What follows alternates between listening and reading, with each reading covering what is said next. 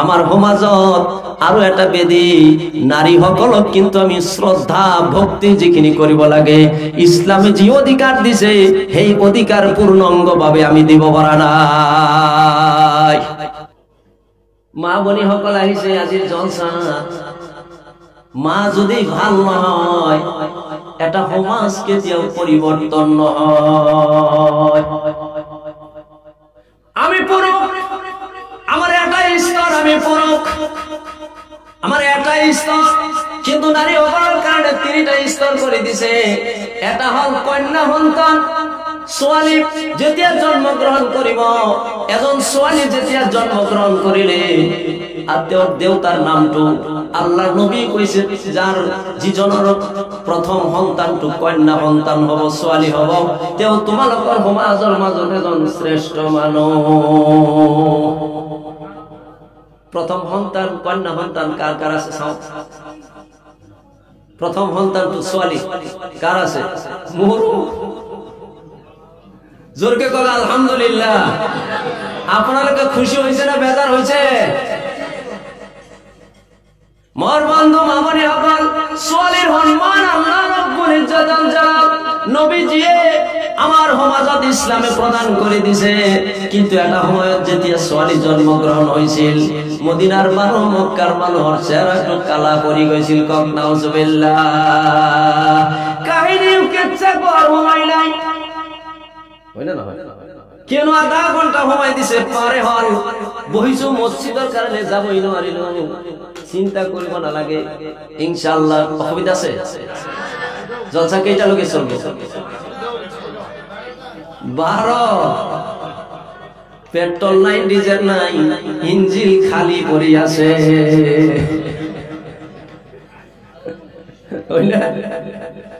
Engine খালি পড়ে আছে। ও রঙিয়া বাকি মুসলমান, মই আপোনালোকৰ সন্মুখত বহিছো, আপোনালোকে নাভাবিব ৰঙিয়াৰ মুসলমানক মই চিনি নাপাওঁ, নলবাৰীৰ মুসলমানক মই চিনি নাপাওঁ, এইটো কিন্তু নাভাবিব। আপোনালোকে প্ৰথম চাই আছে আপোনালোকৰ ৰঙিয়া নলবাৰীত মই কিমান বাৰ আহিছো তাৰ হিচাপ নাই। মোৰ বন্ধুসকল, মা বনি সকল, মই কবলৈ গৈছিলো ছোৱালী হিসাবে মর্যাদা দিছে, 2 নম্বরে স্ত্রী হিসাবে মর্যাদা দিছে, দিছে না নাই? এজন ছোৱালী ডাঙর হল, 18 বছর বয়স হল।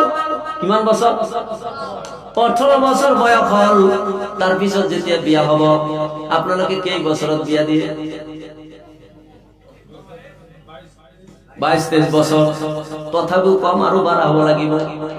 সরকারে দিছে 18 বছর, কিন্তু আমার সমাজে কিছুমান ঠাইত দেখিবলৈ যোৱা পোৱা যায় 12 বছৰত ছোৱালী বিলাক, ল'ৰা বিলাকে আমার বন্ধুগণ আইন ভঙ্গ কাম কৰি আছে। কক সঁচা নে মিছা? সেইটো লাইনত মানে আমি দু কথা পিছত কম। কিন্তু যেতিয়া এজন ছোৱালীৰ বিয়া হল, স্বামী স্ত্রী হৈ গল, কথা কক সঁচা নে মিছা? স্বামী স্ত্রী হয়ে গল। মোর মা বনি সকল, স্বামী আর স্ত্রীর মাজত যেটো সম্পর্ক, এই সম্পর্কটো হল ঐশ্বরিক আল্লাহর দান। কক সুবহানাল্লাহ। মোর বন্ধু সকল, আই মাতৃ সকল, এইখন পৃথিবীত কবি সকলে কবিতা লিখিছে, সাহিত্যিক সকলে সাহিত্য রচনা করেছে, উপন্যাস সকলে উপন্যাস নাটক রচনা করেছে, তেওঁলোকে আৰু শ্লোককারী সকলে শ্লোক রচনা করেছে। বাংলা কবি নজরুল ইসলাম একটা শ্লোক করেছে, এনে ছেলে সাথে করে মৃতহীন প্রাণ, মরণে যাহা তুমি করে গেলা দান।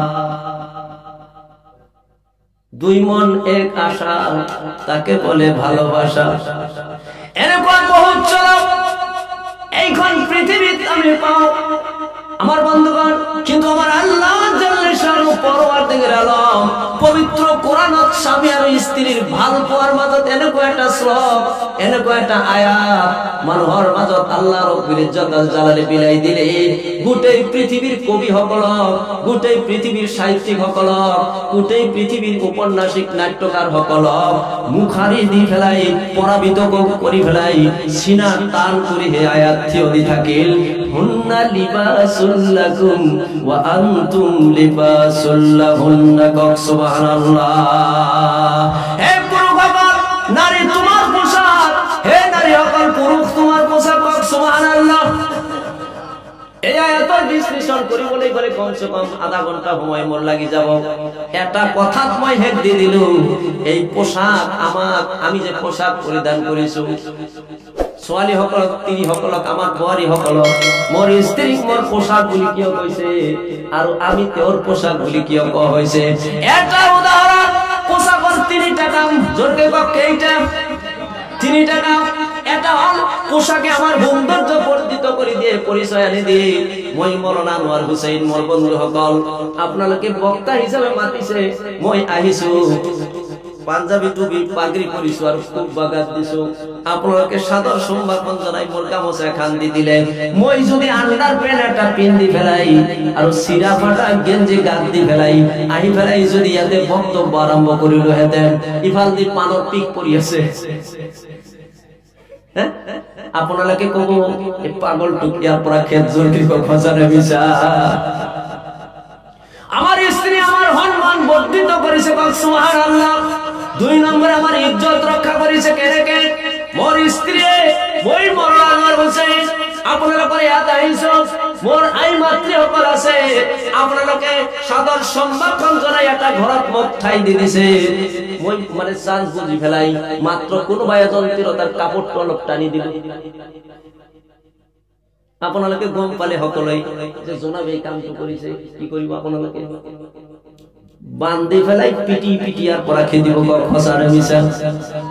মোর বন্ধুসকল, আমার হে ভিতরে যে উদ্বৃত্ত অগ্নিহিকা, পৃথিবী ঘুরি ফেলাই, গাঁৱত ঘুরি ফেলাই, শহরত ঘুরি ফেলাই, ইউটিউব ফেসবুক দেখি ফেলাই, আমার মনের ভিতরে যে জ্বলন্ত অগ্নিহিকা জাগ্রত হয়ে ওঠে, মনটো চঞ্চল হয়ে যায়। মই যেতিয়া কাম সমাপ্ত করে ঘৰত যাও, মোর স্ত্রীয়ে মোর মনোবৃত্তিটি বুঝি পায়, তেও মোক অলপ আদর বহাগ করে দি ফেলাই। মোর ভিতরের সেই অগ্নিহিকাটো নিবৃত করে পিছদিনাখন ধুনীয়া কাপড় পরিধান করে বজারত, হাটত, অফিসত, কোর্ট কাছারিত এরি দিয়ে মোর সম্মানের কোনো আর বেয়ার চিন্তা না থাকে। খসানে মিশা। পোশাক, পোশাক, 1 নম্বর পোশাক আমার স্ত্রী। মোর বন্ধুগণ, স্ত্রী আমি আমার করে রাখিব লাগিব। আমি আজি গাড়ি পারো, আমি আজি কই থাকো, আমার তিরতা বিলাক বেয়া হয়ে গেল, আসলে হেয়া নহয়, আমি নিজে বেয়া হয়ে গেছো, আমার পুরুষ সকল বেয়া হয়ে গেছো, কারণ আমার স্ত্রীর দাম আমি বুঝি না পাও। স্ত্রী আমার স্ত্রী তো কি বস্তু আল্লাহ দিছে এইটা আমি বুঝি না পাও। আমি বুঝি পাও বেলেগ বস্তুর দাম, নিজের স্ত্রীর দাম বুঝি না পাও। এই মোবাইলটো খাপ লগাইছে না নাই? কথা খাপ লগাইছে না? খাপ লগাইছে। এই টেবুলখন পাৰিছে, ওপৰত কাভাৰ দিছে না নাই? জোরকে কাভার দিছে না নাই? আপনার ঘৰত টিভির উপৰত আপনি কাভার দি রাখিছে, আপনার মোবাইলটোত কাভার দিছে, আপনি গাড়ি কিনছে, গাড়িত কাভার দিছে। মোর বন্ধু সকল, আপনার ঘৰত রেডিও আছে, রেডিওত কাভার দিছে, বিছনার উপৰত কাভার আছে। মোর বন্ধু সকল, এবার আপনি কওকচোন, আপনার স্ত্রীর দাম বেশি নে মোবাইলটোর দাম বেশি?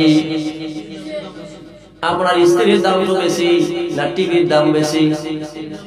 আপনার স্ত্রীর দাম বেশি না রেডিওর দাম বেশি? স্ত্রীর দাম বেশি না গাড়ির দাম বেশি? হসা কইছে তো? হসা কইছে তো? তেনাহলে আপনি মোবাইলত কাভার দিছে, পর্দা লাগাইছে যাতে মোবাইলটা নষ্ট না হয়, আপনার ঘড়িটা যাতে নষ্ট না হয়, বিছনাটা যাতে নষ্ট না হয়। আপনি কাভার দিছে যেটো আপনার ওচৰত দামি নহয়, আর যেটো দামি তার উপৰত আপনি কাভার কিয় দিব পৰা নাই? 1.5 ঘন্টা লাগবে নাকি মোর বন্ধু সকল? একটা বাক্য যদি আপনি গ্রহণ করি লই যায়, একটা বাক্যই আপনার কারণে পরিবর্তন হয়ে যাব পারে। আজ আমি নিয়ত করি ইনশাআল্লাহ আমার বিবি সকলক পর্দাত রাখিম ইনশাআল্লাহ। জোর কই কক ইনশাআল্লাহ।